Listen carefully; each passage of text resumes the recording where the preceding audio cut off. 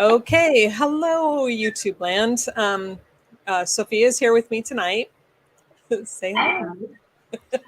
And we are going to be going over the, I know I'm checking, sorry, I'm checking to make sure we're going live on YouTube.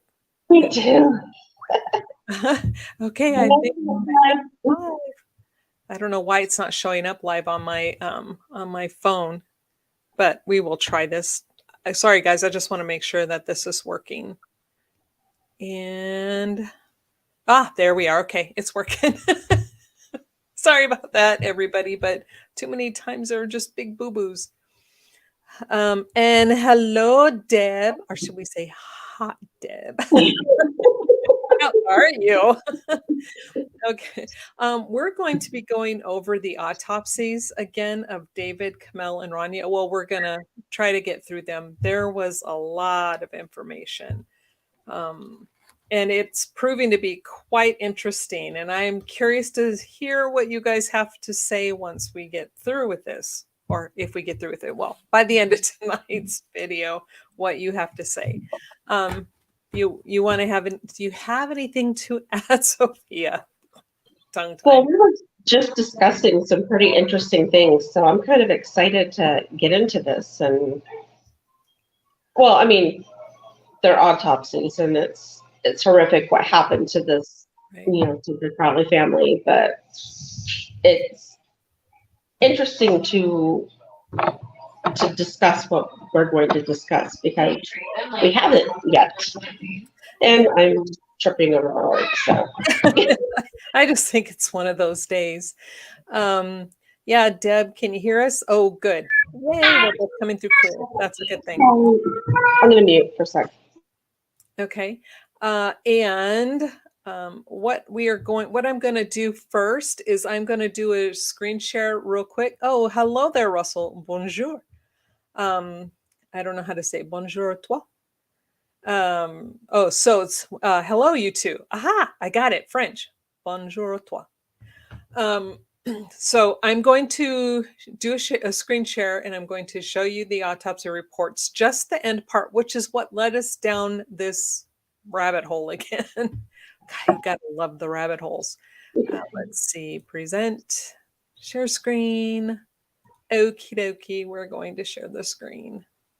And, oh, wait, let me do this before I do that. I don't know what I'm doing. There we go. Okay, are we seeing the autopsies? Yes, I am. Okay.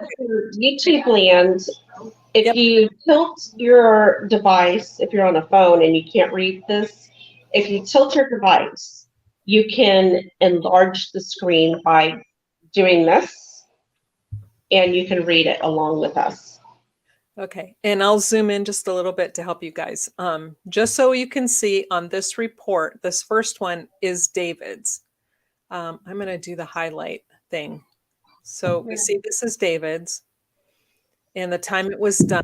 And then the pathologist was Jessica. I think I might have gotten that wrong. I can't remember when I talked about this recently. I knew it was the same pathologist that did both David and Raniya's. That's true. I might have gotten the names wrong. Regardless, you see it for yourself. Dr. Lelinski is doing David's. Now we see that that they say a 29-year-old male who apparently shot his wife and daughter, then shot himself. And we're gonna question this big time. We have the gunshot wound. The entrance is indeterminate. The pathway is indeterminate. Now the exit, which is the left parietal bone, and we will go through that. Now, what I want to show you real quick, we'll go through the rest of this in a minute. What led us down this rabbit hole is the microscopic examination. Sections of liver and kidney, both of them, show marked autolysis. This is important. Very, very important, people. Now, this is Komel's. And sure enough, And hers was done by Mitchell Morey. And let's just go down and see how hers is written. different varieties of inventory. And her liver, lung, heart is simply just autolysis. Now let's go to Raniya. And so Are you talking? Am I talking over you, or is that your background? It's my background. My daughter is streaming. She's Okay. streaming. Oh, good. Okay.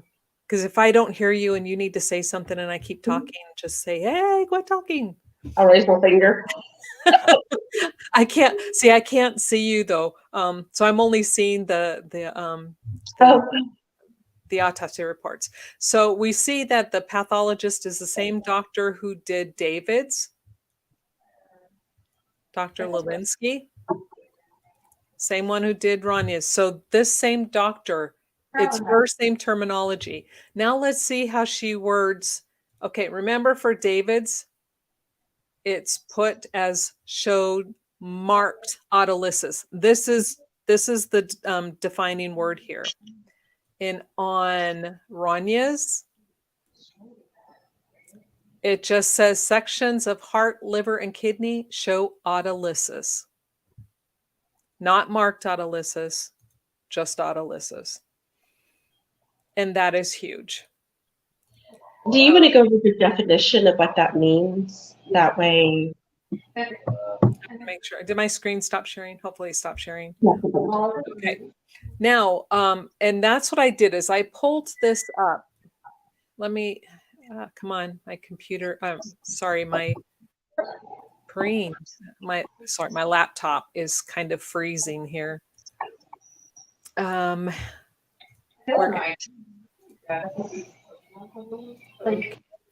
So where did I go? Where's my stream? Your stream? Oh, there I am. I feel like such a retard with this stupid thing.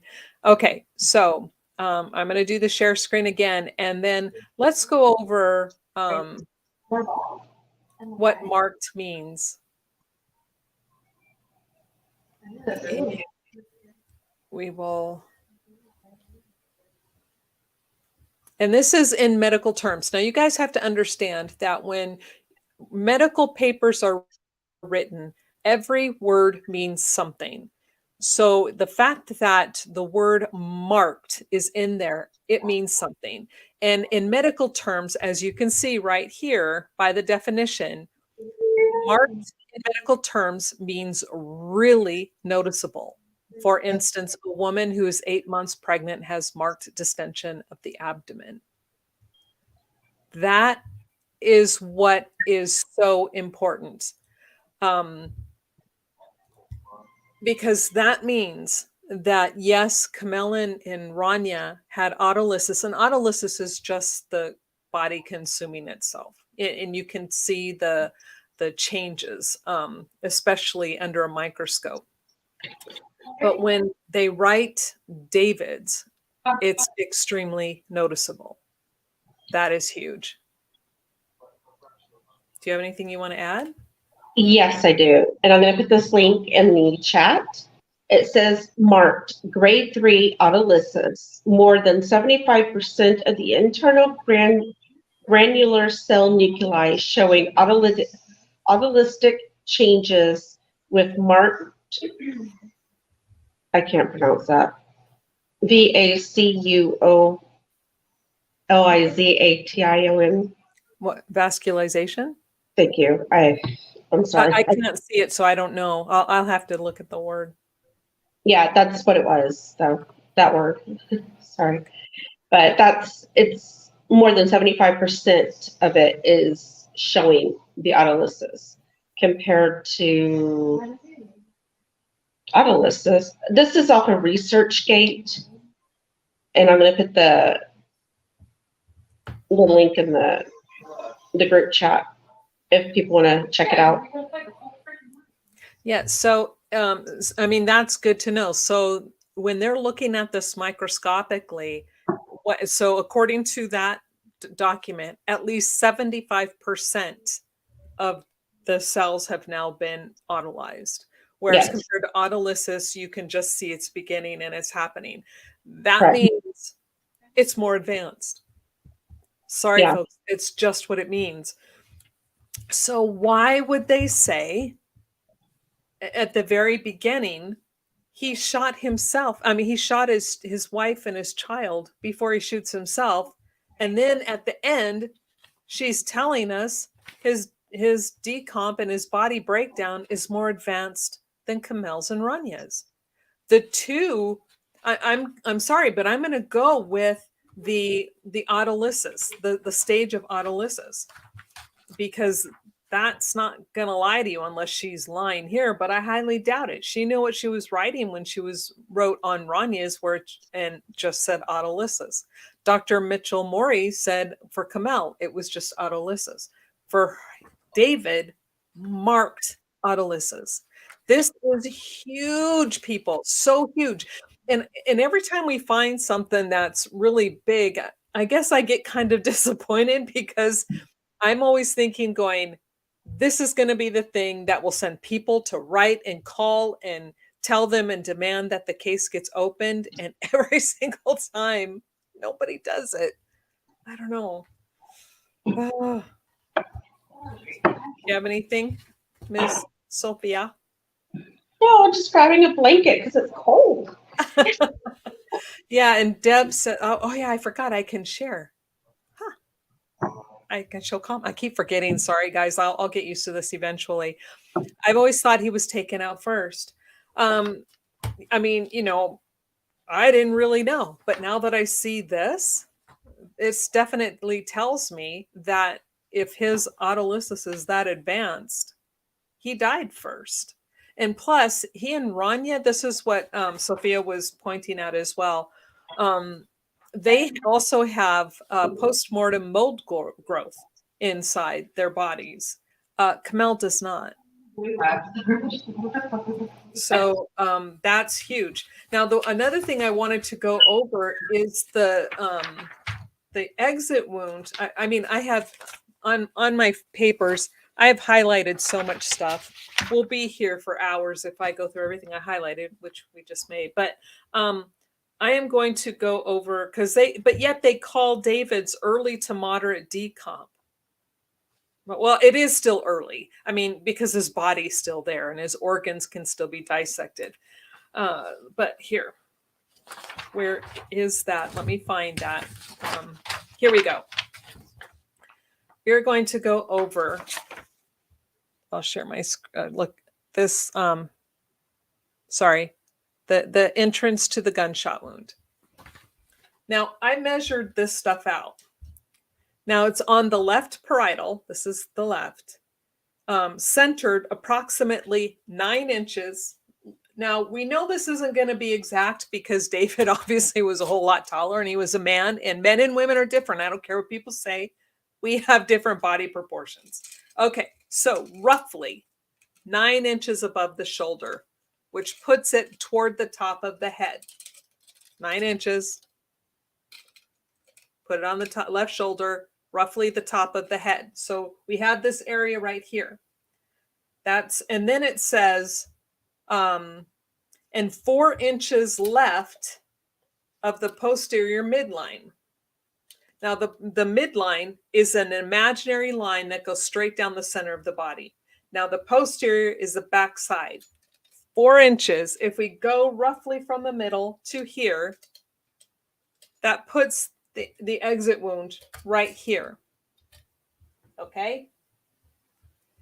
Now, we don't know where the entrance wound is, but we know it's not here. Okay? Because that doesn't match up. So it was probably somewhere toward the back of his ear. Now, think about that. If somebody is going to shoot themselves, they're not going to put the gun back behind their ear and pull the trigger, because I would think, and I'm imagining that it is probably very close to the same position as Raniya's entrance wound and exit wound. So, but and then plus keep in mind, David had some blood drops on his hand. So I was telling Sophia, I'm trying to imagine this now. Here's his exit wound. So was David covering his head? Was he ducking and covering? And when the bullet went through, it exited and then did the blood deposit. Now we know, I mean, think about that. Go ahead. I still think he was. Yeah, and Sophia thinks it's like this. But if he's like this and it's exiting up here, is it possible for blood to get there? It could. Like I said, either one could be it. Or was he like this? You know, I don't know. Was he like this? Could be. You know, was he covering his head this way? We don't know. The right side of his scalp or head, right? It came out the left. The left? Came out the left. Okay. So your other side. And he had blood droplets on his left hand. Yeah, and in the webbing. In the webbing. So if he was holding his hands up like this, it would.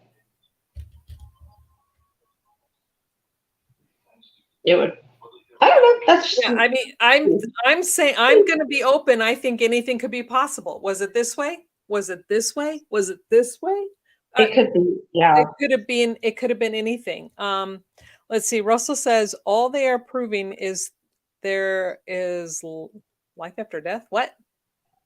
Oh, it's simple. He died, then he got up and shot his wife and daughter, then returned back being dead. Okay, I get it. I'm sorry you're being facetious. That's funny. Yes, exactly.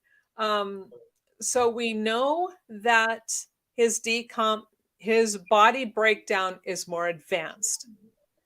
We know that his exit wound is up here in his head, which puts the entrance wound roughly, possibly, behind his ear. If you are going to be shooting yourself, you're not going to put the gun this way. It's too easy to make a mistake. I mean, seriously, who do you know does that? I'm sorry? Yeah, it could. You're right. It could be a mistake. He could miss. Mhm. Well, not miss, but it could just not do the job, basically. Because with a gun like that, it's going to have some kickback. It's going to have some kick. And if it's only one-handed, who knows where that thing would have ended up shooting. But if somebody else is holding it to his head, then that would make sense. But again, the exit wound is up here, folks, up here. Let's compare that with, I got to get my papers together so I don't. And let's remember, the exit wound is on the left side, correct? Mm-hmm.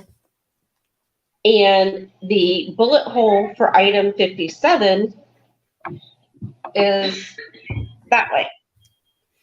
Well, sorry. It's so hard in the camera. Yeah, it still is not gonna add up. Where this is the left. Yeah. So yeah. It would be towards the window or that wall right there. Right. We're still dealing with, yes. Okay, I'm still looking for that photo for Auntie Panda. The photo number. Yeah. Okay, and now with Komel's, keep in mind she had 2 exit wounds that they found, and I think I found a boo-boo in this report, although because it does not make sense to me where they describe the second wound, and we'll go through that in just a second. The first entrance wound, she has entrance? I thought she had exits. They have 2 entrance wounds, huh? Okay. With David, it's an exit. Komel, it says entrance wound. She has that for her head? I thought they were only describing... I'm sorry? I'm sorry? I thought they only described a small portion of her head was left. How could they have 2 entrance? Because they're like half an inch apart. They're very close together. I just didn't think that part of her head was still there. But this is what I'm saying. They're calling one of them the parietal, but where they're giving the measurements, that's the occipital bone. It's not parietal. Hold on, just let me get there. Okay. I'm getting ahead of everybody. Yeah, because it's saying, yeah, entrance, two entrances left parietal. Let's see. Hello, Auntie Panda. Let's see. This crime is an example of extreme overthink. If you're going to stage something, less is more. Yeah. Honestly, I believe that the killers were there several times, overstaging that place. Yeah, I agree. Deb says, was his head tested for gunpowder residue? Because that can show. It does state in the report that none was found. I don't know if they tested. They said they didn't see any. We'll go through that in just a second. I think it was the same thing, Deb, for all three of them. Yes. No stippling, no gunpowder, Right. which means that they were shot from a distance, honestly. Or something in between. That's true. Or something we don't know. Let's see. It states the entrance gunshot wound site and trajectory are indeterminate due to the lack of the head. No projectile fragments are recovered. I did read where it says that they didn't find any gunshot residue. I thought I highlighted that. I definitely remember that for Komel. Yeah, I thought I found it for David's too. Let's see.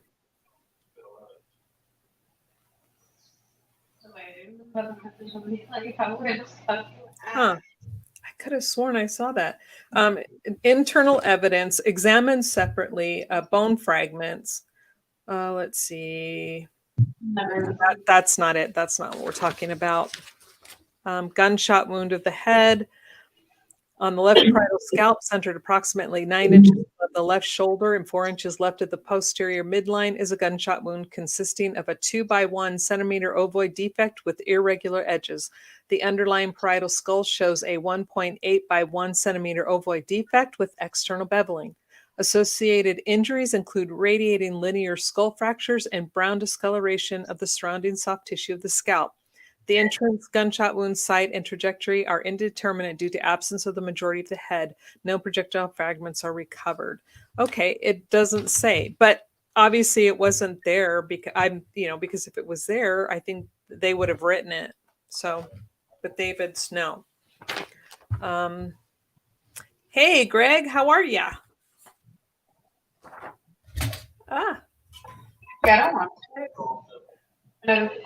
So we'll put Greg. Let's see. Now this is this is going to be fun, people. Not fun in the sense of okay, she's dead. This is fun in the sense of figuring this out. The first entrance wound. Now the remaining left parietal bone of the skull. Okay, we have 6 inches from the top of the shoulder. Okay, top of the shoulder, 6 inches. So we got roughly this area.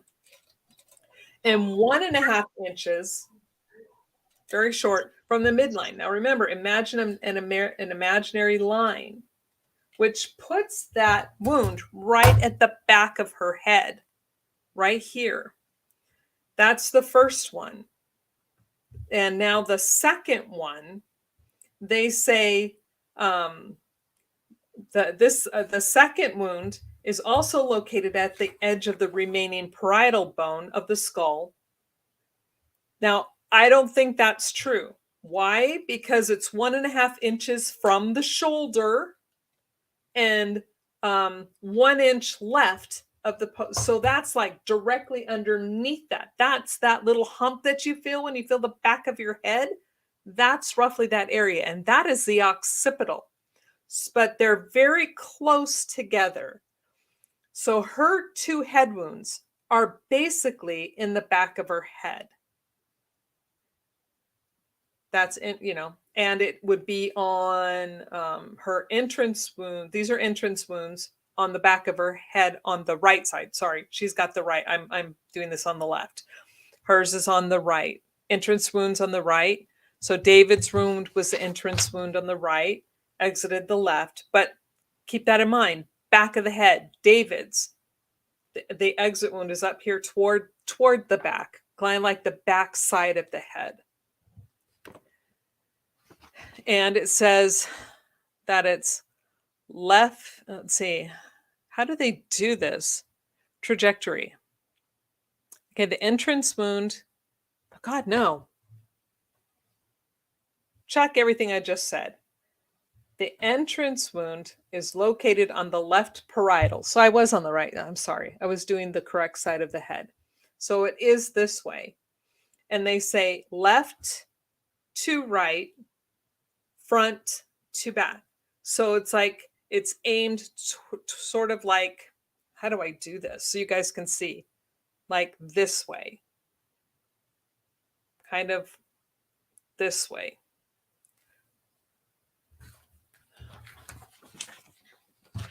Now, Raniya's. So hers are very close, you know, right above where the neck and the shoulder meet, 1 inch above that. That's the occipital bone. I don't know why he's saying parietal. Because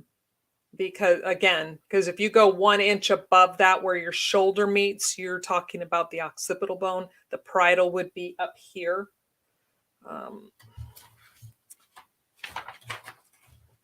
Raniya's. Okay, her entrance wound. Okay, so David's exit is on his left. Komel's entrance is on her left. Raniya's entrance is on her right. So David was probably shot on the right. Raniya's entrance is on the right. Keep this in mind, because David and Raniya have a lot of similarities in how they were killed and how their bodies were decomposing. Both shot on the right side of the head. Komel shot on the left. Their bodies both have postmortem mold. Komel's does not. There's differences left and right here. Both David and Raniya have mummification of hand and feet. Komel has, well, she doesn't have any hands, but she shows no mummification at all. Just keep that in the back of your head. Okay, her entrance wound is the right parietal scalp. It's 2.5 inches below the top of her head. Now here we got the top. Let's go 2.5 inches. And then 3.25 inches right of the anterior midline. So anterior be the front. So we're looking somewhere over here.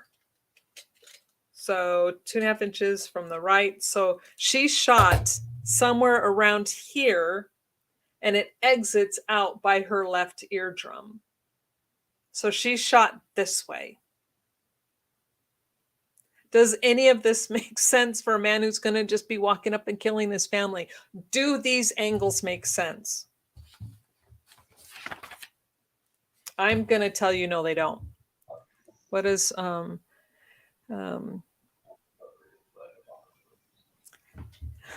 We'll never forget about it. We're always going to be fighting for this case.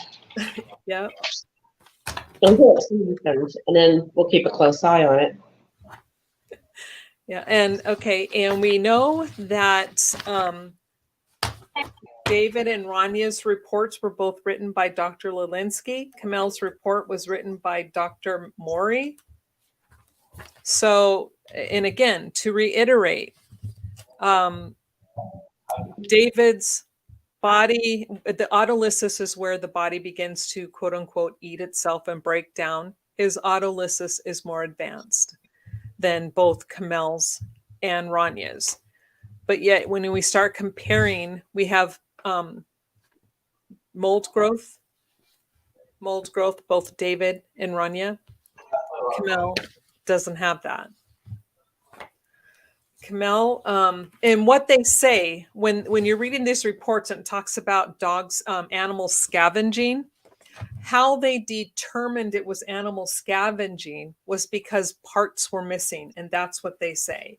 Determined by, let me read that for you. There's only one section, I think I saw it on Komel's, where it said that they actually saw irregular The ends of the bone were irregular, so it looked like somebody had been chewing on it. But post-mortem animal scavenging is evidenced by, so they're determining that it happened because the majority of the head and neck in the right hand are missing. That's their evidence that the dog was eating them. They're not saying that they found evidence based on the skin and tissue, because the David's, let me get there. Where is that? His hand showed it said it was soft. Where was that? Soft, smooth ends. Oh, here we go.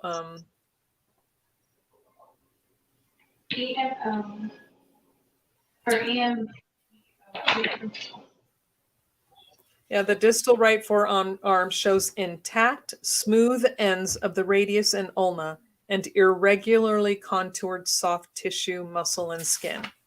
Okay, so his bone and everything was soft. Do you have anything you want to add?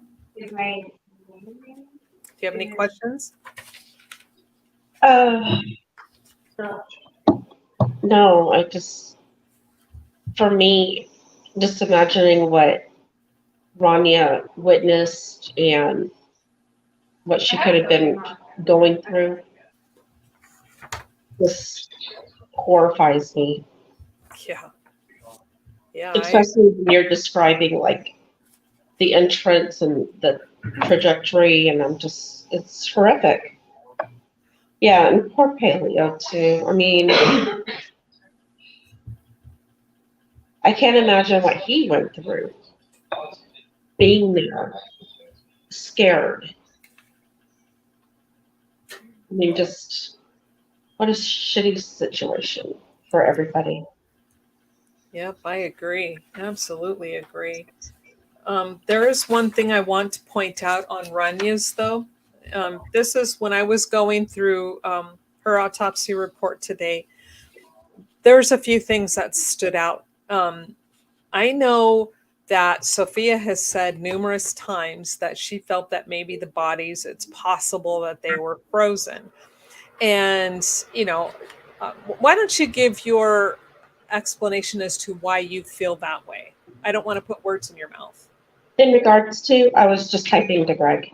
In regards to the why you feel that they were possibly frozen and kept, so to speak.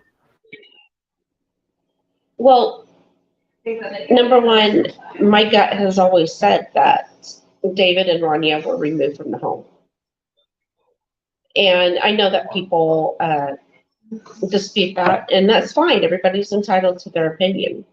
But my gut has always said this, that they were removed. And then with the mummification, both Raniya and David have mummification where Komel doesn't. And it's in the same areas of their bodies too. And mummification, as we were both discussing today, happens in extreme heat, extreme cold, wet environments, and dry environments. It wasn't wet, it wasn't hot, it could have been dry inside the house in regards to the furnace, but why didn't Komel have the exposed part of her leg mummified or starting to? That was the only thing that was exposed to the air like everybody else. And so the only thing left is extreme cold. Well, if they had been disposed of and left like in a shed or in the trunk of a car, think about how cold it gets when the temperature drops at night. And so that's just what I was thinking. And I've always felt that way in regards to this case. Mummification, to me, seems to happen over a period of time, or a period of time exposed to a certain element, whether cold, heat, the dry, or whatever. So, I mean, that's just how I feel.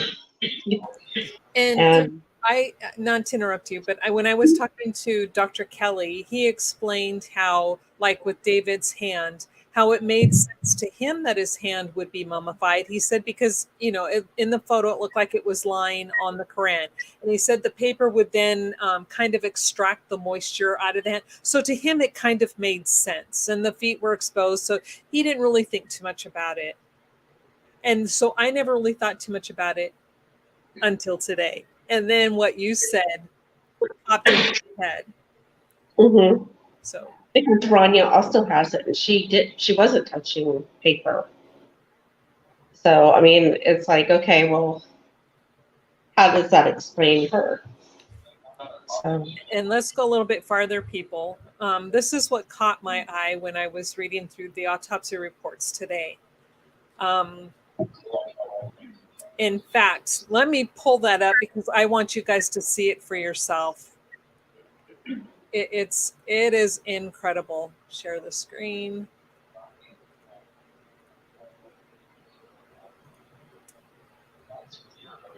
And let's see.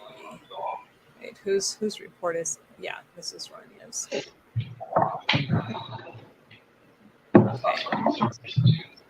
Okay, I've got the highlight on.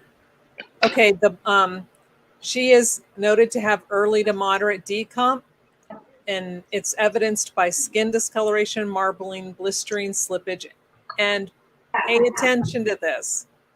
Partial mummification of the face, left hand, and feet. Now, again, they do apparent canine scavenging is evidenced by the absence. So because she's missing her right arm, they are saying the dog did it. Now here, this is what caught my eye.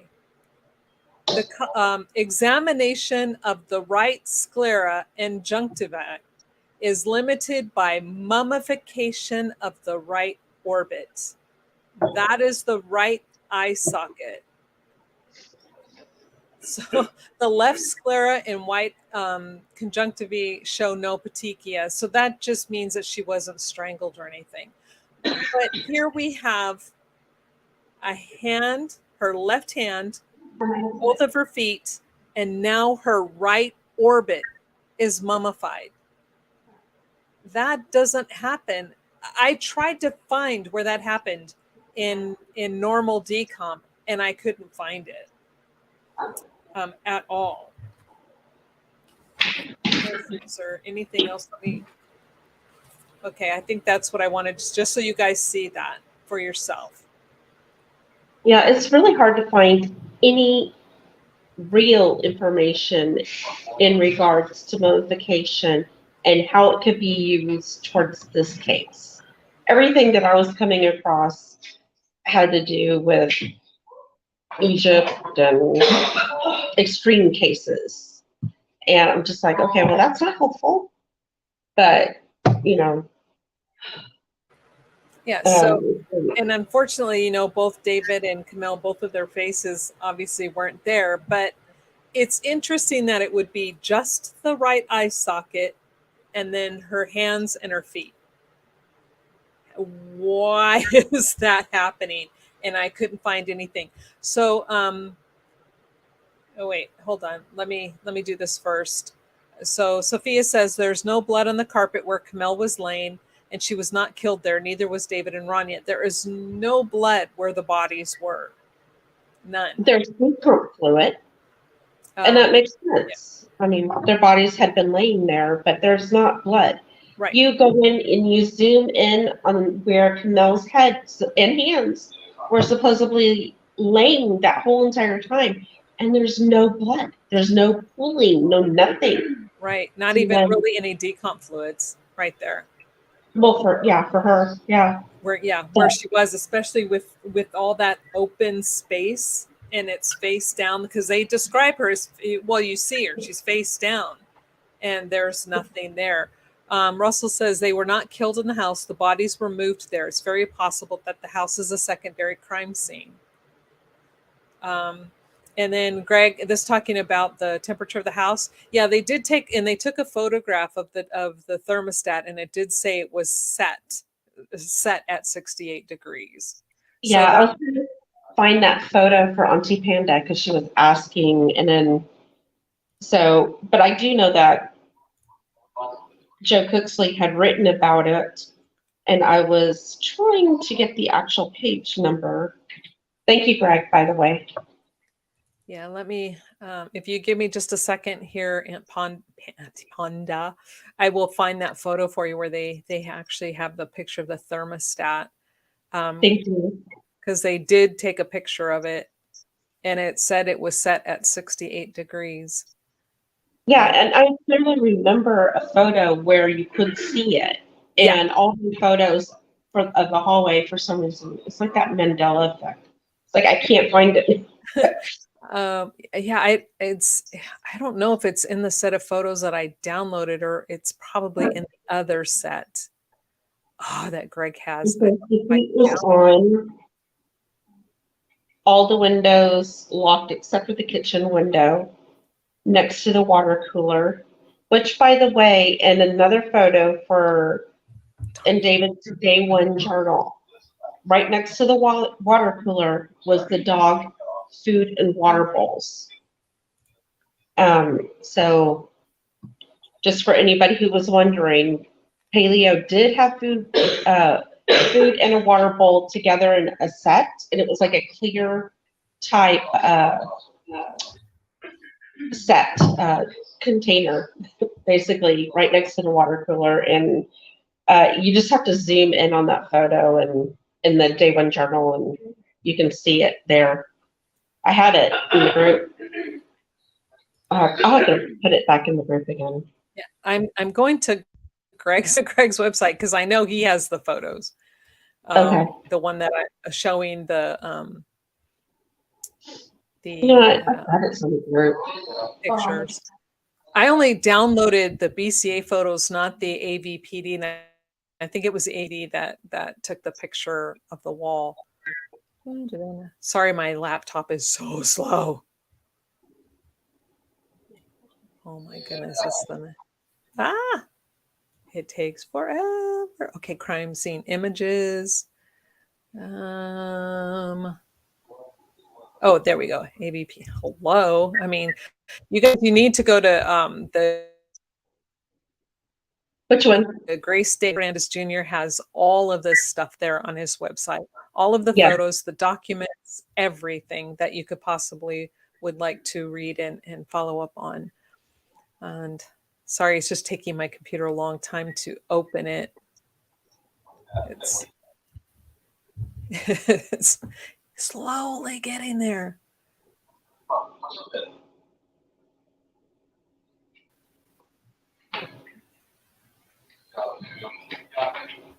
Okay, I just put the website in the group chat. Okay. Yeah, everything for everybody. Okay. All the photos. I don't know if I'm going to be able to pull it up because my computer is now freezing. Okay. Yeah, so I have to get out of that because I don't know what's wrong with my laptop these days, guys. But it's a pain. So it's going to take me a minute. Take the computer a second to catch up. But anyway, so as I was going through these autopsies, that was another thing that we noticed. Who was present at the autopsies? Yes, let's discuss that because that's interesting. Yeah. At Raniya's, at the very, very beginning of Raniya's, it was Sean McKnight, Brian Bone, and then Jim Gummert and Tommy Booth. Now, I do believe Gummert and Booth stayed, but McKnight and Bone then went on to watch David's and Komel's autopsies. So McKnight and Bone were there for all three. and Gummert and Booth were just there for Raniya's. So that leads me to believe, well, it leads me to question and wonder, is it McKnight and Bone who are driving this thing then? Because it's clearly evidenced by the autopsy report that David could not have done this. I mean, again, are you going to shoot yourself like this? Are you going to put a gun here in the back of your head here? If you're going to shoot yourself in the head? I think not. I think you're going to go here or here or here, but not here back behind your ear. Let's see. That's just awkward to begin. And, you know, in theory, if David was shooting and he steadied, okay, he normally shot with his right hand and in his left hand bracing. So if he did that, because this is the last moments of his life, would his hands be shaking? Would he need to brace that hand? I don't know. They're not telling us. They don't give us a clear scenario as to what they're saying. They're just trying to say he snapped. You know, he's doing his internet searches and working on his screenplay and then just decides to get up and start shooting everybody. It just doesn't make sense, you know. But we're gonna let's stick with the autopsy reports. What else did I want to? Well, my point was that the gun wasn't on his right side; it was on his left side. Mm-hmm. So, yeah. Especially if he's shooting toward the back of his head, that's a good point. So if he's shooting back here and the exit is there, then you would think it would drop for sure down on the right side of his body, not a foot from his left arm that is outstretched. So it is quite a ways away from where the entrance wound was going. Correct. Auntie Panda says, interesting with the mentioning of the mold growing inside the bodies. The temperature and time with the combination of the sliding door being cracked. I wonder how long it took for the mold to grow. We have been trying to figure that out. Can't find it.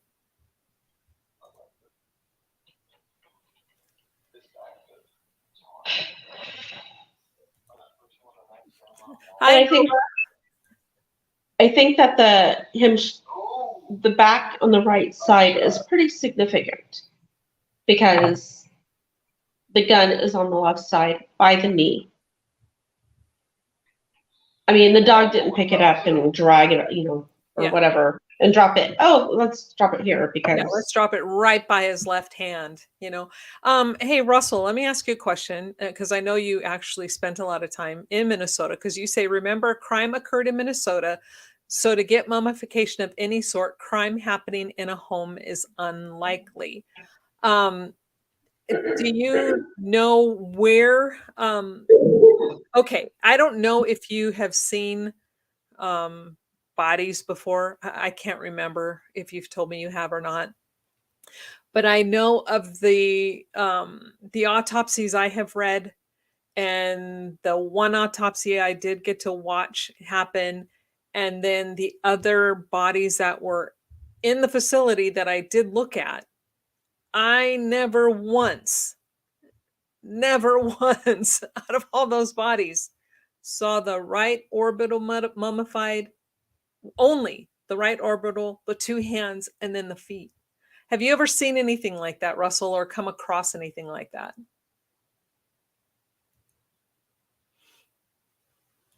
And he said, okay, hit next comment. However, having the crime being committed in a warehouse or storage facility is more likely.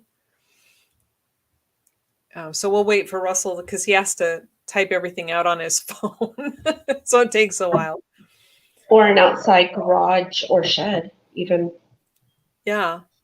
Or like a barn, even. Just something. Yeah. And something quiet. That's going to bring people to question it. And the interesting thing is for Komel's autopsy, because we know that she's missing this, just like David, this part of her head and both hands, which is really odd. Why is she missing both hands? We know she's laying on top of her left hand. We know her right hand is above her head. We know by the police reports and the drawings that when they came in, there was a blanket over her head in her hand because she's laying down. So they didn't even know that damage had been done to her head and that her hand was missing. And so how, Mr. Police Officers, how Dr. Lelinski and Dr. Mitchell Morey, how do you explain these body parts missing if they're being laid upon and under blankets that were not disturbed? They weren't drug over with just a little bit. They were pulled over her head. They couldn't even see her head. How do those go missing? This is what I'm saying. This should have told them the scene is staged at that point. And they know, these police officers should know that when a victim's head is covered, it's usually done by somebody who is close to them, because they either don't want to see what they did, or they don't want to be reminded, or they can't handle what they just did to the person that they cared about. Now, close to could mean family member, friend, loved one, but somebody who knew this person. So that is an intimate act to cover their heads. David was not covered. Raniya was not covered. Komel was covered. This is important. Now, who could do that? We have blood at the scene that doesn't match any of them, but we know it has to be somebody related because the general population is excluded. We have Komel's head is covered. We have her hands and her face missing. She's lying on her stomach. Don't these clues mean something to somebody? Okay, Russell says no, he has not. So he doesn't, he's never heard of that either. I wonder if the body farm would have that answer about the mold. Yeah, I've tried to contact the body farm on other things prior, and they just don't respond. So I haven't tried to ask them. They probably would, but I don't know. Lori says, sounds like carried in and covered with a blanket. Yeah, well, we know Komel's blood is in the house, but yet I don't know and don't believe that her gunshot wounds happened maybe in the house, because there's zero proof of high velocity blood spatter. There's no pooling of any blood at the exit wounds where she hit the floor. Do you have anything you want to add, Sophia? Yes. Go ahead. The ankle for both Komel and Raniya was downwards, correct? From what you were saying. And here's the interesting thing. This is what I'm talking about, the similarities. Both David and Raniya were shot on the left side. Komel alone was shot on the right. They're David's and Raniya's. No, I'm sorry. I might have that. Okay. Breathe, Catherine, breathe. Okay. David's and Raniya's entrance wounds were on the right. Komel's was on her left. The trajectory for is left, downward, and backward. So it's going to be going in this direction.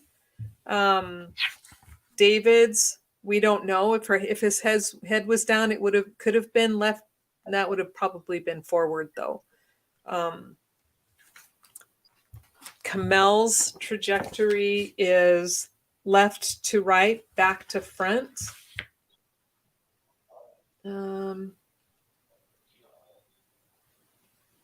Leftward, downward, backward. See, none of this makes sense at all if it's done by the same person. If you are a person who's going to go in and shoot somebody, it would just seem simpler to walk up, boom, Mhm. me, boom. Why would you have to go boom? Why would you have to? I mean, think about where these are. It doesn't make sense. Hers is up here. Why the top of the head? Would David do that at the top of her head? No. Well, I mean, to be fair, in the the documentary, the movie, when he's showing them in that execution scene, it's right there, uh, in the back of the head. But I mean, everybody who was there that day and practicing for that movie knew how to do that. So, Yeah. one thing that I was going to bring up is why weren't Komel and Raniya's bullets embedded in the wood floor or had gone through the wooden floor? Mm-hmm. Because if they're like laying on the carpet or whatever, or close to the carpet, and that bullet went through them and exited out, it should have been going through the carpet and going through that floor. Instead, it just bounces, I guess, because they're laying right there on the carpet. Well, yeah, I mean, all three of Komel's bullets. By the way, there's 3 bullets with Komel's DNA and her DNA only. Now, 3 bullets connected to one person is overkill.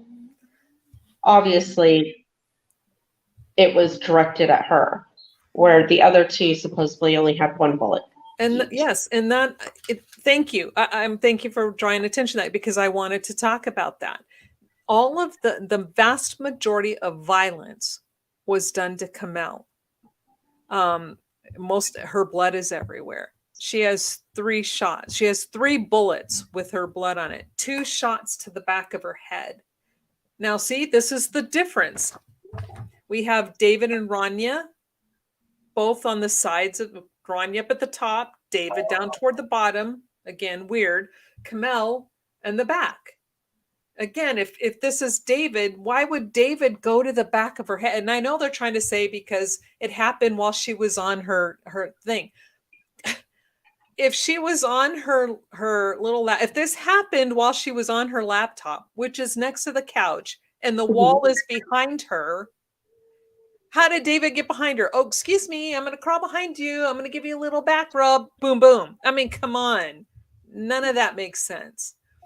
Yeah. So I don't believe that. And then plus the high velocity would have been toward there's no high velocity. It would have been all over the rug. There's none there.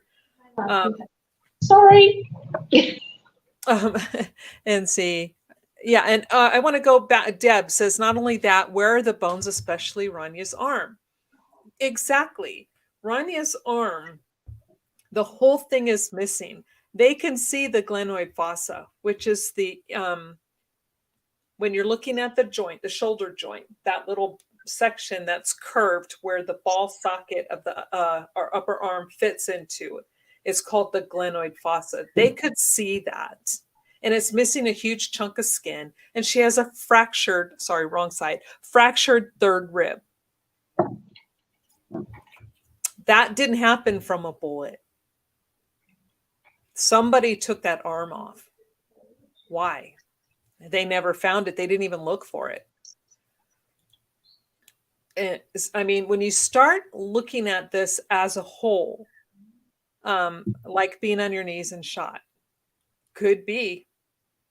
It may make sense if they were killed at different times. Yes, Russell, that's true. I don't know if you were here when we went through that part of David's autopsy where it shows that he has marked autolysis and Komel and Raniya only have autolysis. Now, marked means it's evident. And Sophia posted a link that shows. Go ahead, Sophia. What did it say? Marked autolysis. I have to go back to it again. Research. Nope.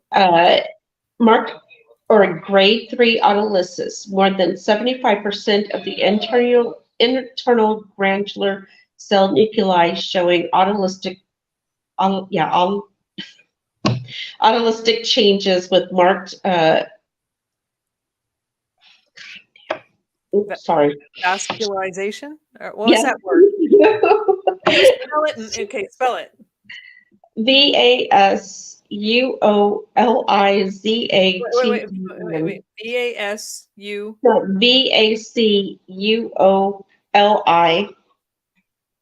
Okay. Vacuolization. Vacuolization? I'll spell it correct. I know you're spelling it so fast, my brain is literally shutting down. It's not catching it. Okay, Vacuolization.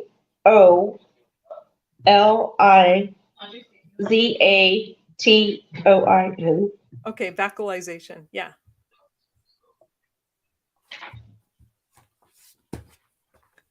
I'm sorry, my brain literally just stopped functioning when you were spelling it. I'm sick, and I mean, by the time I read it and it goes to my mouth, forget it.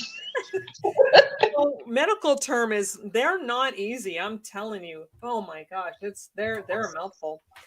But anyway, so basically, Russell, that was stating that there's a huge difference. So David's the process of his body breaking itself down was more advanced than the process of Komel and Raniya's body breaking themselves down.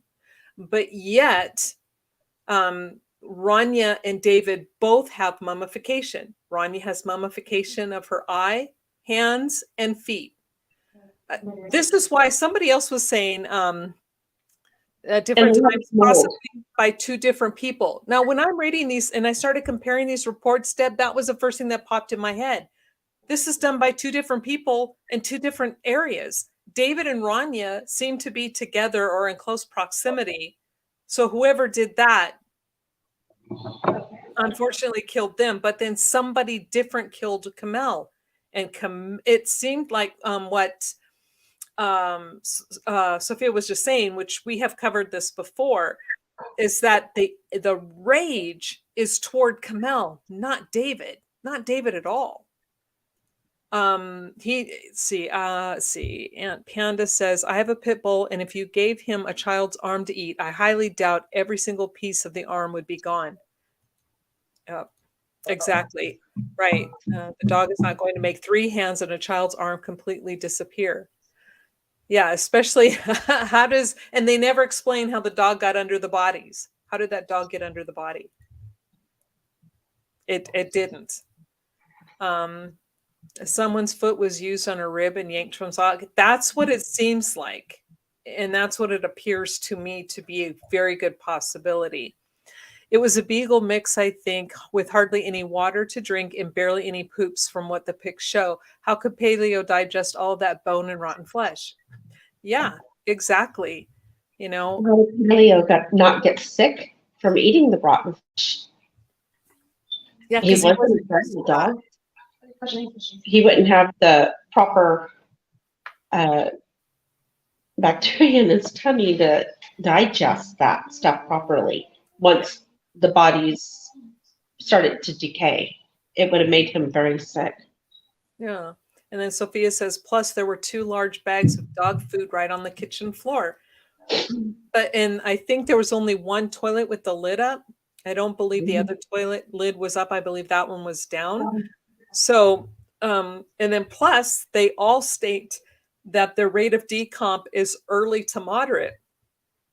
Let me see if I'm trying to see here. I think and that was another thing I want to put to rest for sure about their drug screens.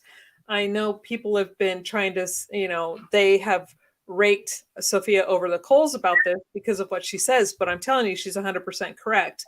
When she went and did the research on the immunoassay test, and then the chromatography, here, the chromatography and both the immunoassay, they both will check for pot and everything else. They check for all of the common drugs, marijuana, cannabis being one of the most common that they check for. And both of their tox screens came back clean. They were not on shrooms. They were not on pot. They didn't have anything in their system. No alcohol, drugs, anything. So you can't go around blaming it on pot. Komel had an anti-inflammatory in her system, Yeah. but that was it. Yeah, Komel had salicylate. She was positive for salicylate, which is something similar to ibuprofen, aspirin, something like that. That's it. That's not a drug. That's a pain reliever. Her chromatography was negative, but again, her immunoassay was only positive for the salicylate. And Go can ahead. I bring up something real fast? Sure. The Kylie Rodney case, she was dead longer than David and Komel and decayed supposedly a lot faster because she was underwater. That was about 70-ish degrees temperature, I think, depending on the person you talk to. Anyway, they found THC in her system. It was a small amount. And, But they still found it. yeah, but they still found it. So the whole, debate that some people were having and trying to say, well, it's just not going to show because of the decay process and blah, blah, blah. Well, there you go. I mean, they found it in another person who was dead longer. Exactly. And as you know, because you've done the research as well, but the immunoassay and the chromatography are very sensitive tests. They would pick anything up, and they picked nothing up. Russell says that Occam's razor would suggest that David and his daughter were killed around the same time, and David's wife was killed later. I agree with that. I still think according to the autopsies, David was killed first. He's just at a more advanced, his body is decaying at a higher rate and faster, more, not a higher rate, but more than the others. His feces would have been bloody and easy to see. Oh, is you talking about if he ate the body parts, Lori? I think you're right. Sadly, I think you are right. Especially a dog that was born and raised on kibble. Yeah, I mean, that's hard for their system, as you were saying, for them to be eating dry kibble and then all of a sudden eating raw like a raw diet. He would have thrown up a few times. I would think so. I would have think maybe diarrhea even. I don't know. I don't have a dog, so I don't know. They found pot. Yes, they did find pot in the bedroom, but it was open. It looked staged. It was open, some in a grinder, and the top was off. But the bong in the bathroom was clean. Mm-hmm. It was. It was. What? In regards to dogs, I swear to you, ours had the most sensitive stomach. He would eat like one thing, one little morsel different, and he was puking, and we would have to take him out all night long to go to the bathroom. I mean, it was horrid. And so, yeah. And we were constantly having, it was just so hard. I mean, he'd look at food wrong. Poor thing. I mean, okay, Deb, I don't know if you know this or not, but I mean, I don't know anything about marijuana, not a clue. So she says, yes, Lori, it was actually on the dresser, not the side table, but it was on the dresser. Anyone who is a pot smoker knows they don't keep their pot out and open. Why is that? I don't know. dries out maybe. Okay. Does it make it stale? I don't know. Is it like a bag of chips? You don't leave your chips open? Well, I know that you have to like change out your herbs every 6 months, which I don't, but they lose potency over time. I made that meme about the herbs. I gotta do that. I gotta post it. It's like you're supposed to change it out every 6 months to a year. Yeah, right. I got some in there 3 years ago. Just use that stuff. I know I should I don't know. I should get a little more acquainted with how this stuff works, but because I've never been into, I don't have anything against it. I don't care if people smoke it, but it's just nothing I've ever done or been interested in. It's like, I just don't have an interest in it. So I never even read up on it. So all this stuff, I'm clueless. Considering it was classified the way it was, did they do DNA swabs or rape kit on his wife if she was killed? Last, you never know. They did not. They did not do a rape kit, but they stated that everything looked okay. Mhm. So there were no tears noted and no bruising of the vaginal canal. So I don't think maybe they swabbed her, but I don't think that was something that they were worried about. Yeah. Hi, all. A test for THC would cover up to 3 months prior. I've had one. Yeah, and for the normal test, yeah, but the immunoassay and the chromatography are they're more. They can pick things up. They're oh my gosh, I can't think of the word. I'm losing the word. Sensitive. They're more sensitive tests. It would get stale. Okay, thank you. I didn't know. Kids in the house, you don't leave anything out. Yeah, I mean, they never left anything out before, so why would they do this and then just leave it on? Oh yeah, hi, hello, Geppetto. I'm sorry, hi, Geppetto. How are you?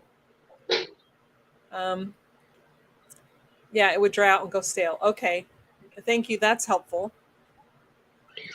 See, and that's exactly what I was trying to say, is that it would just lose its potency. It would just not be. I don't know. Never smoked it. I mean, He did. I couldn't because of my job, the job I had, and if I was found having, I would have lost my job and things would have been real ugly. So I just didn't. It's like no big deal, but I didn't care. Lori, yes, he did try mushrooms, I believe once or twice. I think it was In twice. June? I think it was in June. Yeah, it was in the summertime. And from his journal, it was like he really didn't Yeah, like it. yeah, and because it's like during the summertime is when they really started experimenting. They were smoking a lot of pot. He said he was doing some absinthe, and then they tried shrooms. He didn't like the pot that he got in the summertime because he said he didn't like what it did to him, and he was going to stop smoking it. He's like, okay, I don't want to do this anymore. I don't like what that did to me. Let's see. Keep away from prying eyes, like shrooms or something. Yeah, too far off for this. So, okay. So to recap where we are, we know David's autolysis was marked, so it was more. His body was breaking down more. Um, then Komel and Raniya's was just at a normal state. We know that David and Raniya share a lot of similarities in how they died and how their body was decomposing. Both had mummification, but except for Raniya had mummification of the right orbit, her right eye, both hands and her feet. David, left hand and his feet, both shot on the right side of the head. Komel shot in the back on the left side. Komel, no mummification at all. Komel had her blood is found in the house, not David's and Raniya's. So the similarities here were actually pretty eye-opening. David's exit wound is up here toward the top of his head. This just does not, it's not indicative of someone who's generally going to be pulling the trigger and putting it.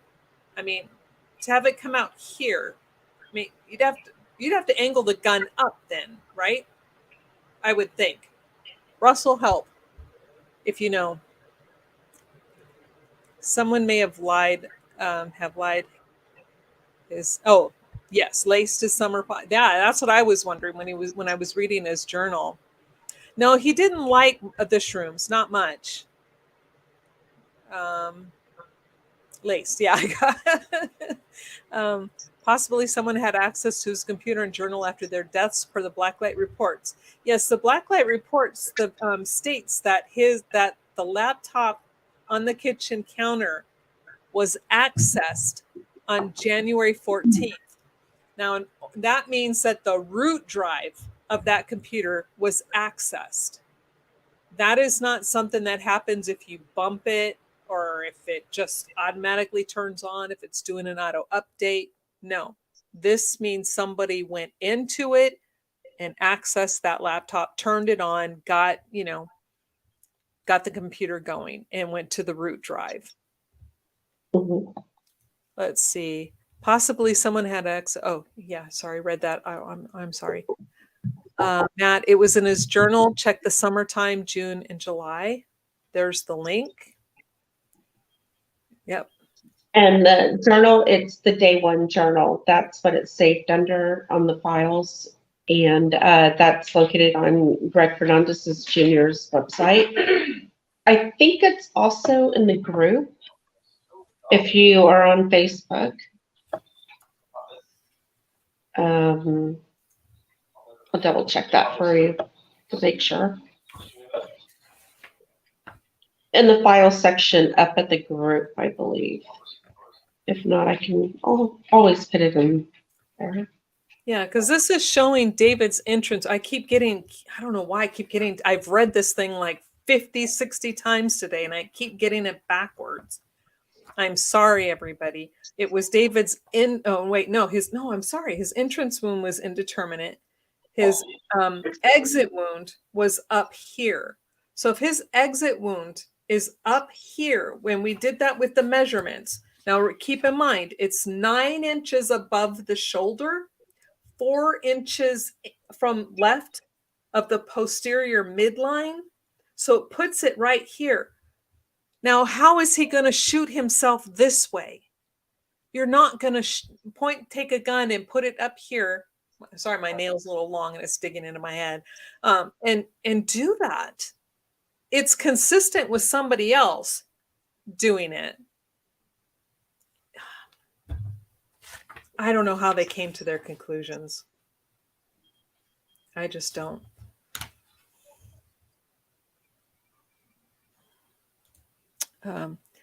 You have to know what you're doing to get to the root drive. Yes, that would be the only place. Right. And it clearly states that the root drive was accessed. So when I saw that on the blacklight report, I right away not only wrote the police department, but I wrote to the city attorney and I said, this can only happen manually. This didn't, and it happened after they were already dead. Somebody accessed their laptop. Who accessed it? And no response. None. Where deleted file are not usually deleted. Where deleted files are not usually deleted. Yes, it would needed to be angled up. Yeah. So again, if you're going to be shooting yourself, would you choose to shoot yourself this way, angled up, if you're going to commit suicide? If you were David, who knows how to handle guns, who's been in war, who goes to the range, who's made a movie, who teaches people how to use weapons, would he choose that? That should have been the question that these police officers asked, that Ken Maines should have asked, that the ME should have asked. And again, that entrance is on the right side. The gun was laying on the left side by his knee. Yes. Again, his body's like this. The entrance wound somewhere. Okay, exit wound is here. So let's assume the entrance wound will be somewhere over here, like behind the right ear. And now it's here. So especially if he's supposedly angling and shooting, it's going to drop. Oh God, there I go. My back spasms again. Drop down this way. But yet it was located, depending on the reports, either a couple of inches to a foot from his left hand. So that's pretty far away from his body. That's what, 3-4 feet from where it would have shot? A gun doesn't travel that far. A heavy gun doesn't go that way. And, you know, he obviously didn't hold it with, I mean, I can't even do that. Yeah. Yeah. Russell keeps saying the entrance and exit wounds are not consistent with suicide. And I agree with that. It just is not that right there. You have, so we have his exit wound and presume where the entrance wound is not consistent with someone killing themselves. We have his body decomp at a greater stage than Komel and Raniya's. I mean, what other proof do you need that the man was murdered? He was dead before his wife and child. Also, again, item 57, which the police are saying is David's bullet, was that way. Mm-hmm. Right, correct. And that way, sorry. The right. I'm trying to do it, but I'm looking at myself. Anyway, it's pointing back there, and then he is over here. This is where the exit is. Mm-hmm. So I'm trying to remember exactly where. It's in the photos. Mm-hmm. The BCA and Apple AVPD photos. And it's opposite of where the Christmas tree is. So, I mean, it's just, it doesn't line up with his body position. Yeah, yeah. They said that the bullet entrance going into the ceiling, I believe they said, was in a west-east trajectory, going from the west heading east. But we know that the exit wound would have been coming from a south, kind of like, yeah, a south heading west. Which means the window, the big window, Mm-hmm. or the wall right there. Yes. So it's going southwest, and this is going west. I mean, south-north. I'm sorry. North-south. North-south. It's going north-south, and this is going west-east. Those directions don't add up. And then she says, that's why they were in the root drive to delete time of access and what was accessed. That is huge itself. Yes, it is. And I have been trying to tell them this. I actually took this even to a senator. And when I sent that along with all the other information, it's when the senator wrote me back and said, I can't help you because of the position they're in. They said, there's nothing I can do to help you, but you need to hire an attorney. So with all of this stuff, I mean, people see it. I know there are people who will laugh and say, oh, we're the only ones making this stuff up. No, there are people in positions of power and high up that see it too, but they can't do anything because it's not in their legal purview to do so. No, and no password on the computer.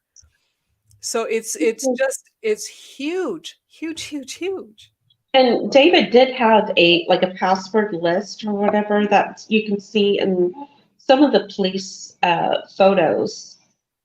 And thankfully, those passwords supposedly were changed from what some people have said in the past. But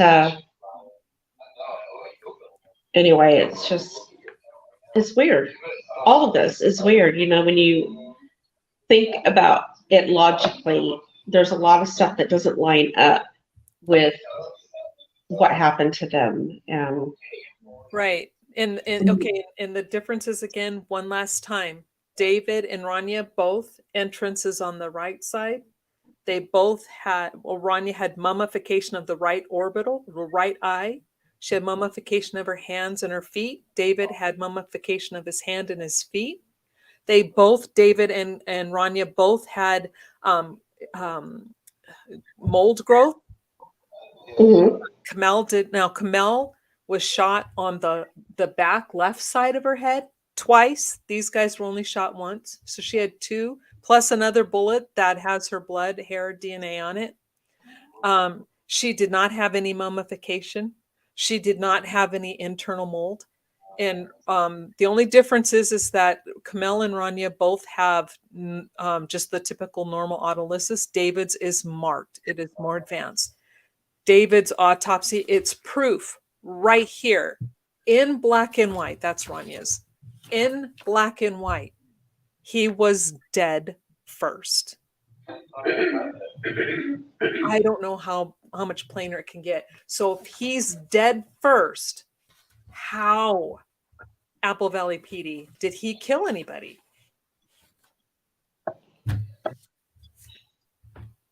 Well, I mean, we had the same detectives, Bone and McKnight, that were at David's autopsy, Komel's autopsy, and then Raniya's autopsy. Not in that order, but they were at all three of the autopsies. I mean, and I believe David's was last, correct? Yes. Raniya's was first at 8:20 a.m. That's where McKnight and Bone, Gummert, and Booth were all showed up. And at 8:30, they started. Raniya's at 8:20. At 8:30, they then start Komel's, and we have McKnight and Bone are now in Komel's. And then at 11:50 for David's, we have McKnight and Bone at David's. So McKnight and Bone are the common denominators here. Yeah. So now I'm beginning to question, is it McKnight and Bone? Are they doing this? Are they the ones who is now I don't know, what's the word? Steering the decision-making process? I don't know. Are there any other questions? Yeah, I was just about to ask that. Well, I was reading your question. I posted up there and said any other. They believe in life after death. It's the only way it could have been the killer. He could have been, right? Yes, none of this makes any sense. Nothing adds up. Exactly. And I don't know. When I see this, and especially when I saw that it stated marked autolysis for David, I'm just like, oh, holy cow. That proves he died first. And yet it goes nowhere. When you put this out there, it just like gets stopped. It's like in a vacuum, the vacuum of space. Lost in the ether, yeah. Yeah. Is the body farm where they use pig? The body farm, they actually use real human bodies. They might have animals too, but they definitely use human body. People who donate their bodies and they put them out there in all these really different scenarios. No, you've definitely covered the fact David didn't do it. It comes down to where, because of lack of blood. Exactly, Geppetto. And, the police never bothered to look at that either. David's blood is absent. Raniya's blood is absent in the house, minus David's blood on the magazine, which was loaded inside the gun. Impossible to get there from supposedly shooting himself in the head. Impossible. So David was injured prior to that magazine being picked up and put inside the gun. Komel's DNA was found on the gun lock safe, not David's. What was I going with this? Do you have anything you want to add? My brain's like, it's running so fast, I'm losing myself. David was supposedly bleeding because his blood, like you said, is on the inside. It's on the magazine of the gun that was inserted in the inside. But it's not any of the mixtures or any of the blood that was found that was added up to be Komel's. And, I'm finding that hard to believe, because if he was actively bleeding, it should have been like a minor contributor, hopefully, or maybe. It would have been a major contributor. Yeah, and it would have showed up in her DNA. But you see the wall that was tested, if he was actively bleeding, it should have been in that when he's writing on the wall, hypothetically. Mm-hmm. And, we just. Yeah, and they state that he was not injured, that he was fine until he shot himself. Well, then where did his blood come from? Whose DNA is in that house that doesn't match the public, but it's very close to them? Yeah, yeah, exactly. And if they would have tested the blood in the kitchen, that would have given them the killer. I It believe that. absolutely would have. It's passive blood drops. And that is detective work 101. And especially for the lab, for BCA, that is something the minute they saw that passive blood in the kitchen, they should have said, this has to be tested first, because 9 times out of 10, that is coming from the perpetrator. Yeah. Look, Matt says, if David killed his daughter and himself, and then his wife hung out for a week and cleaned up and then shot herself 3 times in the head, it's believable, right? That's Yeah, how they expect us to believe.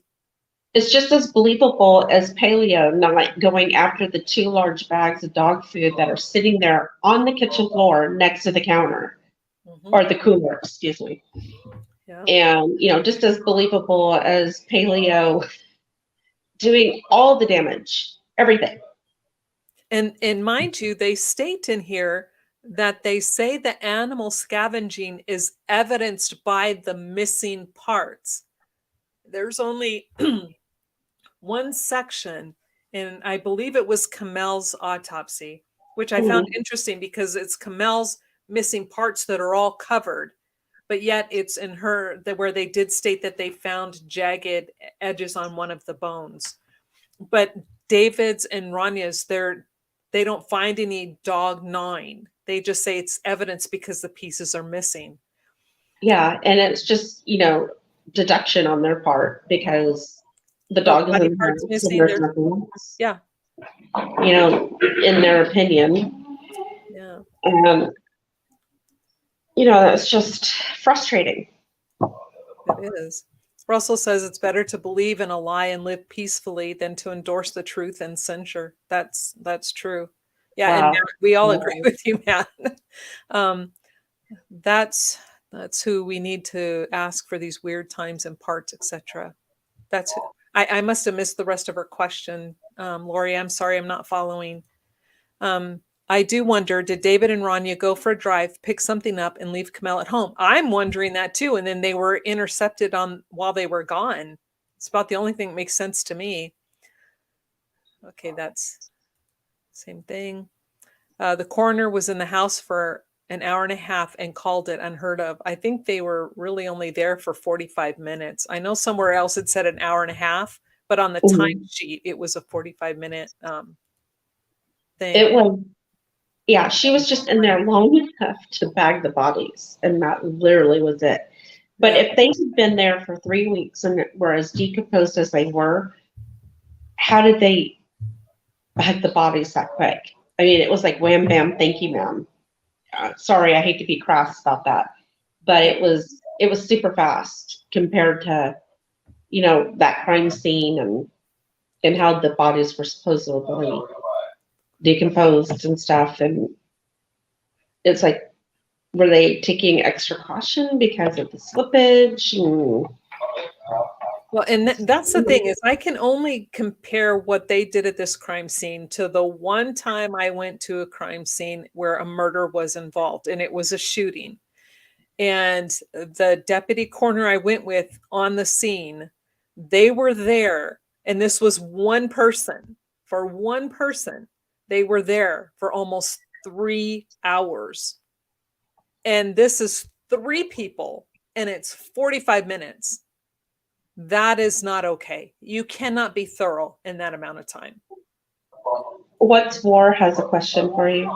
Okay, let me go through these. Yes, Matt, no hands, no arm. Matt, what was missing were David's right hand, both of Komel's, and then David's, most of his face and head, Komel's most of her face and head, both hands, and Raniya's entire right arm, completely from the socket. The bodies they found were not David and his family. I'm sorry, what? Oh, I was going to address both Komel and David, the soft tissue in their neck, their thyroid, their larynx. larynx, hyoids, bone, everything was gone. It's gone. That's a perfect cover up for strangulation. Just Yeah. saying.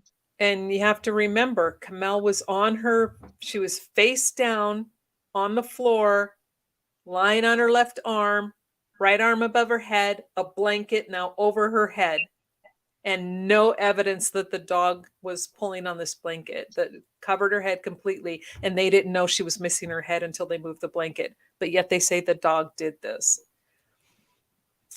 She should have been in there for hours. No, Sophia, you hit the nail on the head. Hours. If you've ever had a dog, especially a hungry and over an almost 3 weeks, bored dog, everything would have chew marks. Exactly. Especially a young dog. Yeah. I Matt mean, says, yeah, that's wild AF. No way a dog could consume human bones. Now, I have talked to a couple of veterinarians, and then when I talked to Dr. Kelly, they did state that dogs do eat human bones, but it would be evident. You would see it in their feces, and you would see bone fragments, chips, and bits everywhere. and let's discuss the skull pieces because they don't have all of the skull pieces. So, and animals out in the wild don't eat the skull. That's usually what they find of a body is the skull because it's so thick. Mm-hmm. And that was the one thing. And when I talked to Dr. Kelly, he did show me a body that had been consumed, partially consumed by a small dog.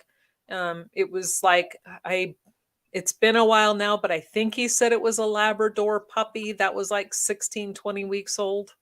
So don't quote me on that. I think that's what he said, but I do believe it was a Labrador puppy. But it was an older person, and everything was gone minus the head and the spine and then the lower portion. Everything else was gone. But like I told him, and this is where he got mad at me because I'm looking at this photo and I said, but her head is still there.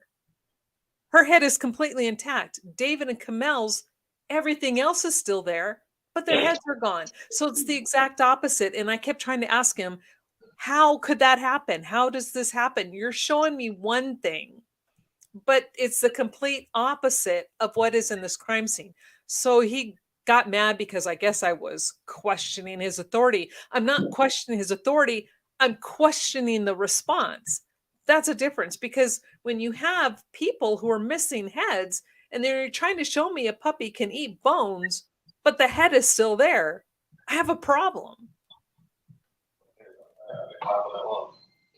No, the family didn't ID the bodies. The police officers supposedly did find tattoos. Well, in the report, it says positive identification is made by comparison of antemortem and postmortem dental radiographs, as well as comparison of tattoos on the body with antemortem photos of the decedent provided by Apple Valley PD.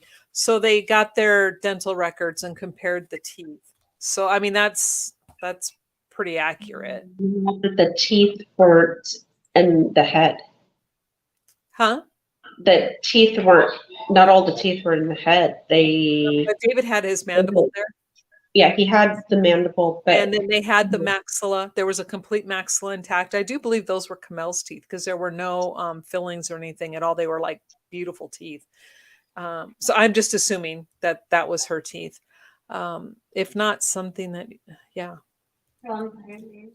Would David's excuse to leave the army be to start a family with Komel? Now, wasn't she pregnant while he was in the army, Sophia? Yeah. Yes.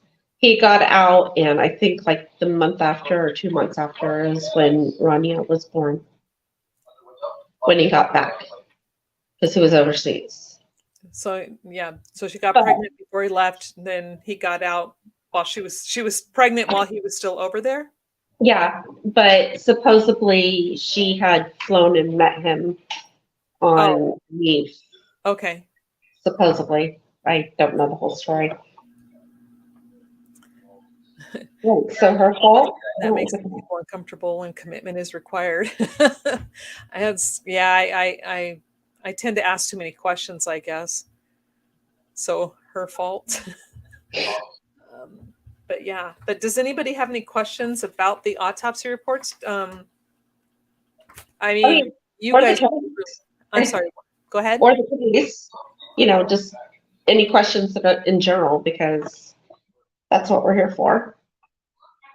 And, but yeah, the autopsy reports too, because that's what we have pulled up.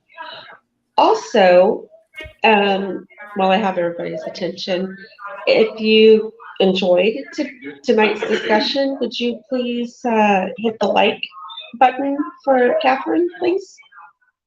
And you guys have been great. Any photos of the bodies? There are. There's one. one legit photo.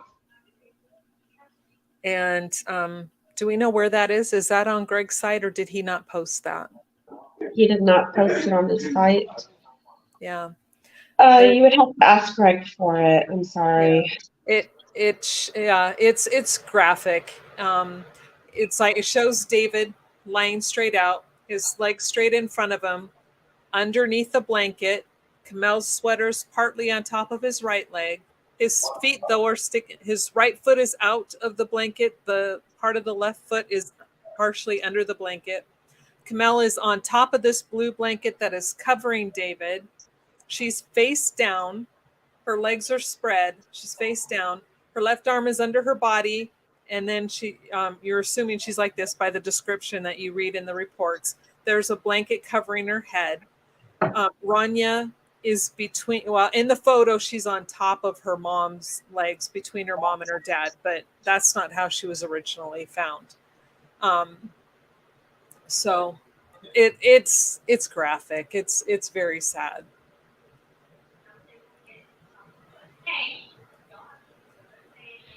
Yeah, out of respect for the family,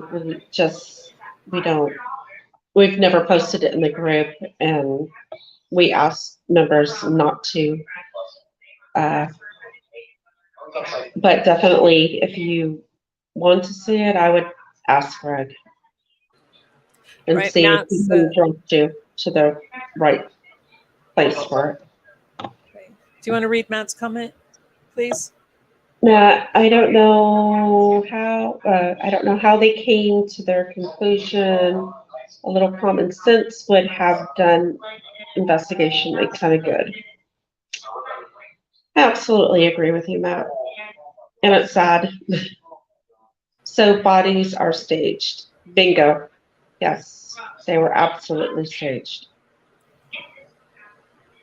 That is so true.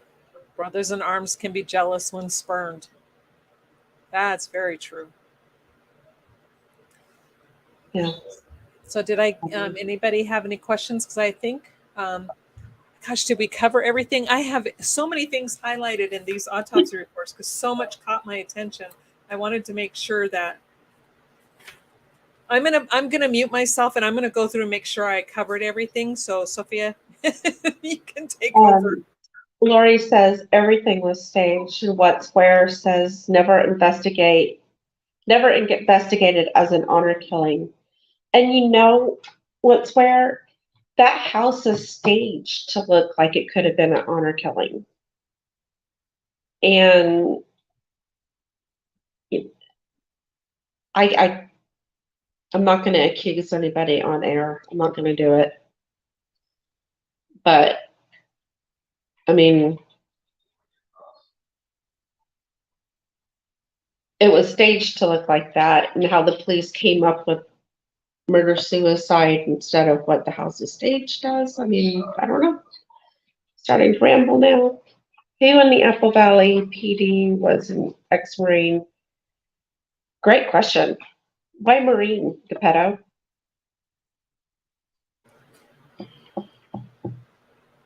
Ex-military? I'm thinking there was quite a few of them that possibly were ex-military. No, it never was. Correct. Who in Apple Valley PD was an ex-Marine? Well, David was Army. But, I mean, could have been But they all belong to a Freemason lodge. Oh, the police, yes. The police do. Yeah.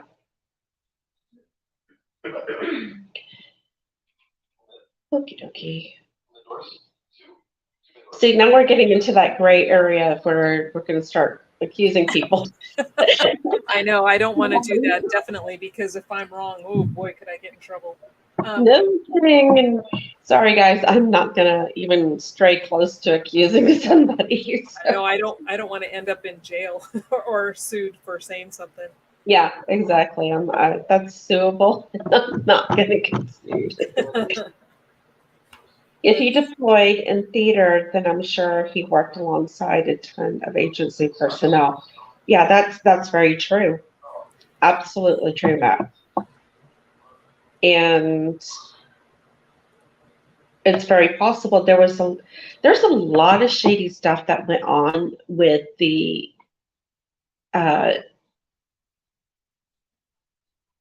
see, I was in the Air Force, so I'm thinking flight, but I don't know what it is for Army. The ones that were stationed with David in Afghanistan, if you start digging into those people, you will notice that one is in jail at prison because he did snap and he killed his stepson, I believe. And that was brutal. I have the police reports on that one, and that was hard to read. And there was another one or two of them that died. The one was killed by a friend, just so there's something that's going on with that particular group that was over there stationed with David in Afghanistan, because quite a few of them either are not alive right now, or they're in prison, or they just dropped off the face of the earth completely. So you have to start to wonder. I know that Greg and I were doing a deep dive on that several years ago, and it was pretty shocking. What else is going on? Me too. Well, I wanted to point out the other thing that I did find in the autopsy reports. In David's autopsy, again, guys, I have so much highlighted, you can't see it, but I've gone through these reports like crazy. In the section of the autopsy reports titled Body Cavities, David's states green-brown decomposition fluid is in the pleural, pericardial, and peritoneal cavities. Notice the wording. Raniya states decompositional fluid is in the pleural, pericardial, and peritoneal cavities. Now remember, David and Raniya were autopsied by the same ME, so the wording matters. David is showing advanced stage of decompositional fluid, not advanced further along decompositional fluid than Raniya's, which goes along with David having marked autolysis. And then Komel states in the body cavities contain small amounts of decompositional fluid. And so that means it's a little bit. David's had some, and it was green in color, decomposition color. Raniya had some. She just had some in there, wasn't green in color, just decomp. And then Komel had small amount. Again, we have to keep all of this together, start following it. David more advanced in decomp than the other two, but yet Raniya also shows mummification like David, but Komel does not. It's not adding up, folks. It's not at all. So let me get caught up on the comments. I'm sorry I fell behind. Yes, they can. You can do that. I believe Greg has got a couple of videos with a picture in it. Was a video done on the phone records? Yes, Sophia, we've done a couple of videos. If you look through my my videos on my channel, we go over the phone records. Let me see if I can find them and link them. Okay. You two gonna have a chat soon. I'm gonna find these people. What I'm gonna find these people are the test. They will gladly answer some of these questions. We get stupid answers from people that logically should know. That would be great. You don't want to sleep when this fish with the fishes either. You're right, I don't. So I'm gonna, keep my opinion to myself. Wasn't his partner a Marine with David? Wasn't his partner a Marine? Were one of the guys a Marine? I know Mitch Heil was in the Army with David. Yeah, he was Army. Also, Geppetto, I write about the phone records in the book collab that's going to be coming out in this next year. So you have that to look forward to. Yeah. And you But and I have done, we did a long video going over those phone records. So Yeah. we actually do have a video on it. They do dirty shiat, dead men tell no tales. That's true. They both joined the Army at the same time. Yes. Yeah, thank you. Thank you for putting that out there. They're also brainwashed to hate.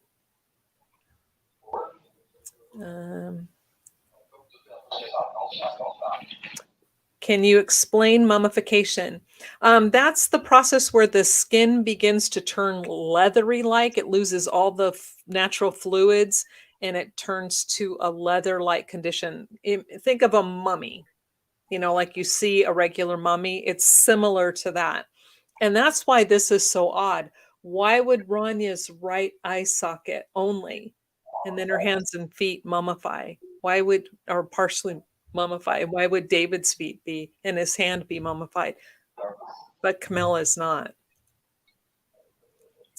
Oh, look, Sophia, I'm on a phone. What does everyone have to lose if they just say David is innocent? Yeah, I don't know. And I don't understand why they're so determined to insist this man is guilty when he is clearly a victim of murder. I mean, the autopsy proves he's a victim of murder. Money. Yeah. They made a documentary out of it. That's true. Dead men do tell truths. Yeah, his body's told a whole lot of truths. And, I'm wondering, sometimes in the medical field, when you write something, it has to be very deliberate and you have to mean what you say. And like I said, words mean something. So the fact that David says marked and the other one does not, Raniya's, because it was done by the same ME, that tells you something. And the fact that it's talking about the mummification, that tells you something. She's showing David's exit wound up here. She's telling us something without telling us something. We have to read between the lines. She was a young ME. We have to remember she just got out of school and had just graduated. I think this was her first job with the Hennepin Medical Examiner's Office, I believe. Don't quote me, but I'm pretty sure it was her first job, and this was one of her first cases. And so, was she pressured? Was she bullied? And I'm not saying she was. I'm questioning, because she puts that David shot his wife, apparently shot his wife and daughter, and then shot himself. But then she writes up his autopsy report to tell us and to prove to us he was dead first. I don't know. Think of Leatherface or King Tutankhamun. Yeah.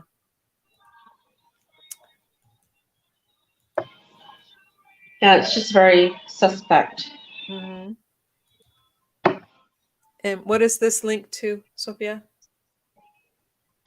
The phone records. Okay, that's the video we did? There's 3 of them. We did 3 videos? Yes. Holy cow. Okay, we covered the subject. There's a link to one of them. I mean, you can do like a brief video. You can't do a brief video. No, we tried. Maybe he did it. Yes, Newbie is the fall guy, and that's what it seems like. And and another link.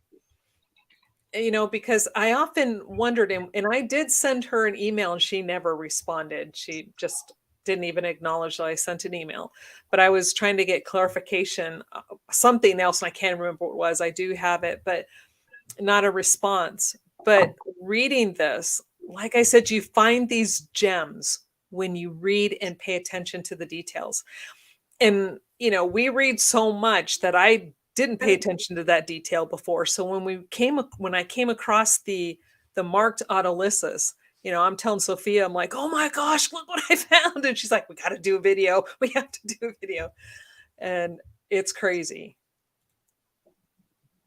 Yeah, because that's 75% autolysis of his body, whereas the others did not have that, and that's significant.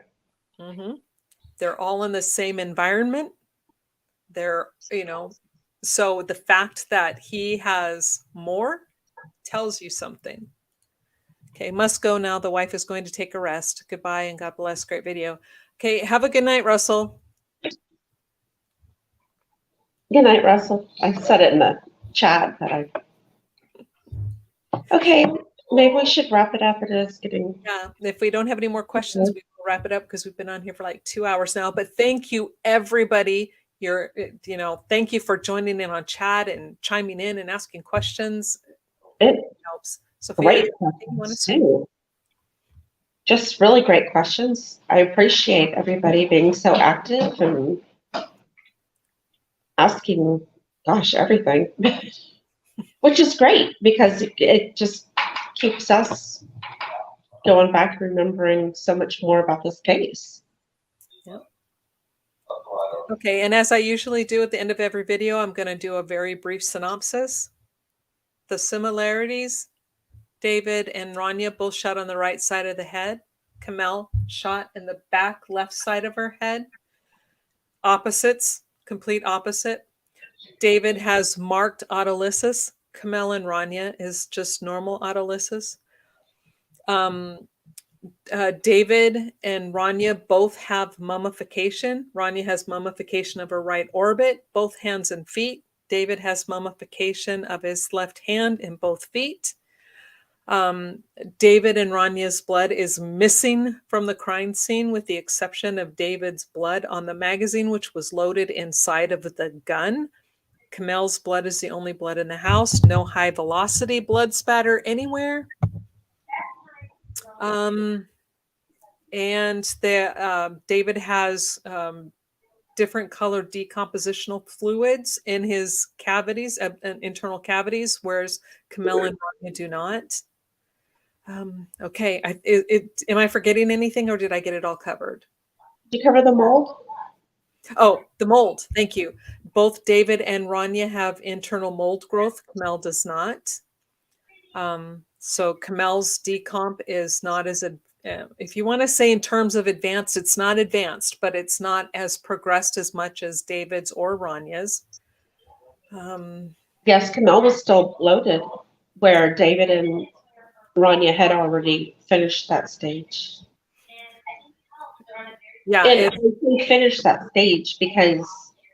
Well, I don't know if I want to say that they finished that stage, because when the abdominal cavities finally collapse, that means that the internal organs are now liquefied. So, and the abdomen will either explode or it comes out of orifices. So there's a huge difference. Now, when they say that their abdomens were flat, I don't know what they mean, because when you look at the photo, you can clearly see that there is some distension going on, and you can see that Komel is beginning to bloat. Now, we have to keep in mind that the autopsy reports state early to moderate decomp. Early to moderate decomp would be anywhere from days 2 to day 10. Keep that in mind. Their bodies were found January 17th. So they died in January, unless they were killed in December and then frozen somewhere. We don't know because of the mummification. How did mummification begin? We don't know. We've been trying to research that, and if we find an answer, we'll come back and tell you that. But for now, we know that mummification only takes place under certain conditions. That's if it's too dry, if it's too wet, or if it's a frozen environment. We know that the environment wasn't too dry. We know they definitely weren't too wet. So were they frozen? If you're doing by process of elimination, it only leaves frozen. Yeah. Was it? I don't know. And Somebody's been also, saying this. David's computer was accessed. Yes. Was that the 14th? Yes. On January 14th, David's laptop was accessed. The root drive of his computer was accessed. So that could not have, and that has to be done manually. It was not done by David or Komel.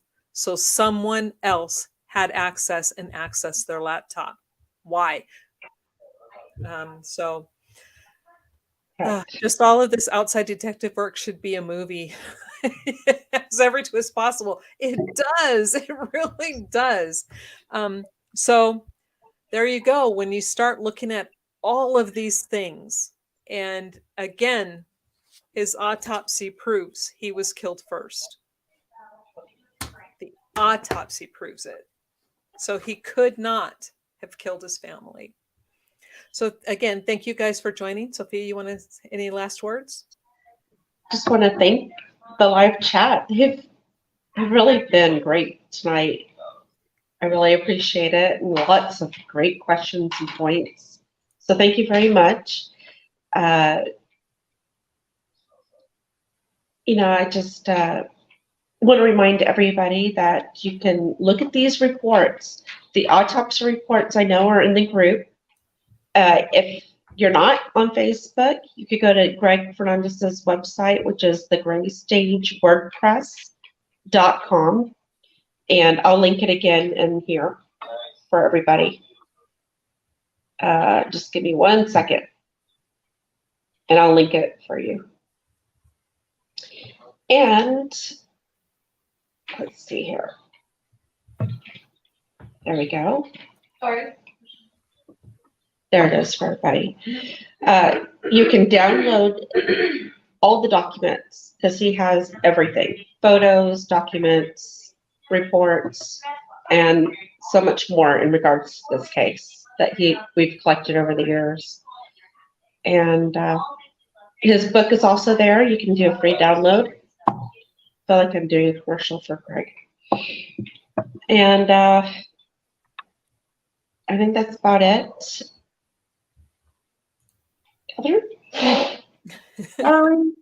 I'm sorry. I guess my gray cat has like crossed in front of the screen several times. She's a little spicy right now. Okay.